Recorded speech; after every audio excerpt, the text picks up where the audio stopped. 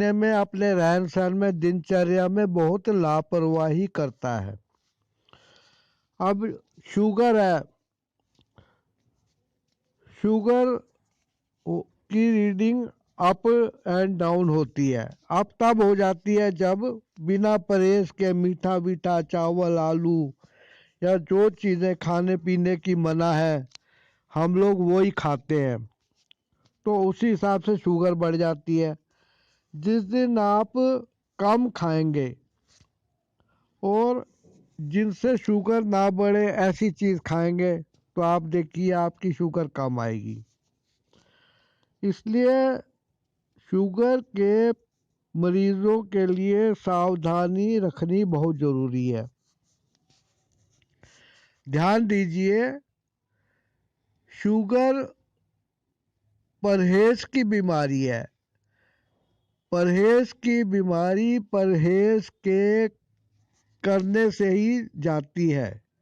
दवाइयाँ आप कितनी भी बढ़िया खा लीजिए और परहेज ना कीजिए तो वो दवाइयों की क्वांटिटी भी कम पड़ जाएगी। और यदि आप परहेज पूरा रखेंगे तो आपको दवाइयाँ कम करनी पड़ेंगी।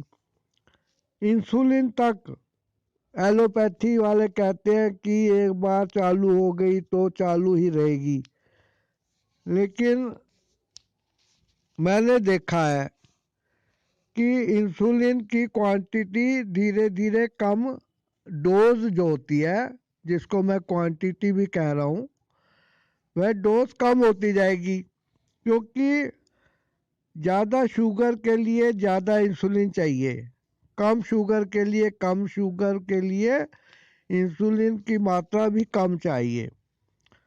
यदि आप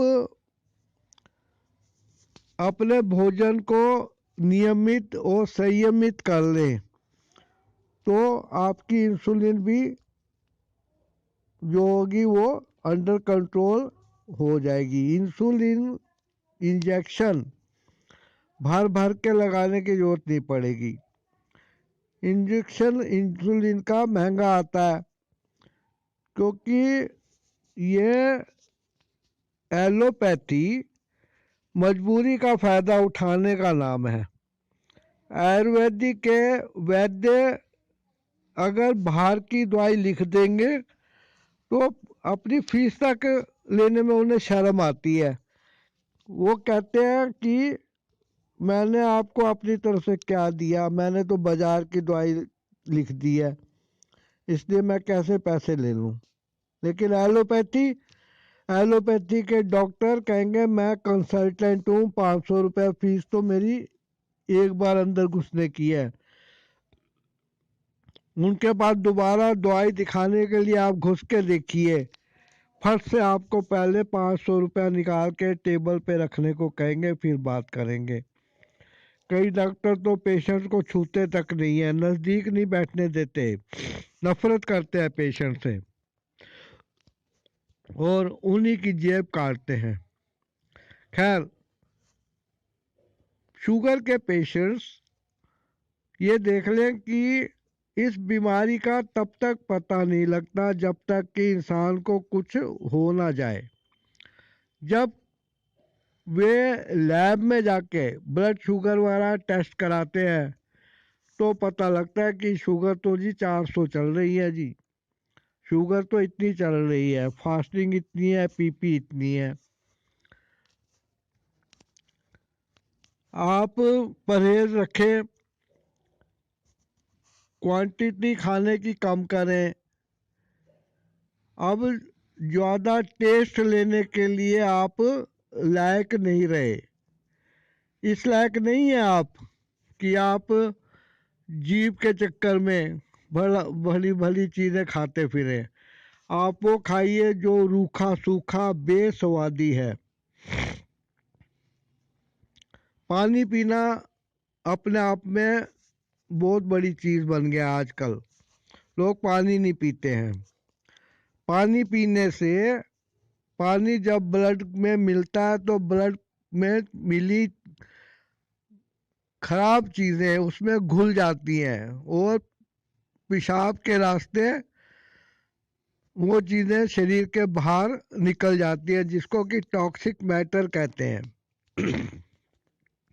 यदि पानी कम पिया जाए तो खून गाढ़ा हो जाता है, क्योंकि टूट फूट सब ब्लड में मिलके ही शरीर के बाहर निकलती है पेशाब के रूप में। लेकिन यदि पानी कम पिया जाएगा तो किडनी में ब्लड छनेगा ही नहीं, और उसमें मिली हुई चीज़ें ब्लड से मिलके बाहर निकलना चाहती है, लेकिन नहीं निकल पाती है। इसलिए पानी खूब पीजिए, ताकि आपका खून जो है उसमें पानी मिलके खून को साफ करे। पानी से बढ़िया ब्लड प्यूरिफायर कोई भी नहीं है। शुगर के पेशेंट्स पैदल चलें, अपनी कैलोरीज को बर्न करें। खाने को एक बार खाने के अच्छा कि यदि टाइम हो तो उसका खाने को 3-4 भागों में बांट के अलग अलग टाइम खाएं। पहले सलाद खाएं, ऊपर से चावल रोटी खाएं, क्योंकि सलाद पचने में देर लगती है। उसके बाद रोटी चावल हजम होंगे और शुगर आपकी उतनी ही ज़्यादा देरी से बनेगी, उतनी ही कम बनेगी। शुगर के पेशेंट्स ज़रा सावधानी से अपने शरीर की जांच परख करते रहे, चोट वगैरह से बचे और उन चीज़ों से बचे जिनसे शुगर बढ़ती है। शुगर की जानकारी शुगर के मरीज़ को होनी बहुत ज़रूरी है कि वो क्या खाए क्या ना खाए। आशा करता हूँ ये चैनल आप सब्सक्राइब करके इसके सपोर्टर बनेंगे, और साथ ही वीडियो को लाइक शेयर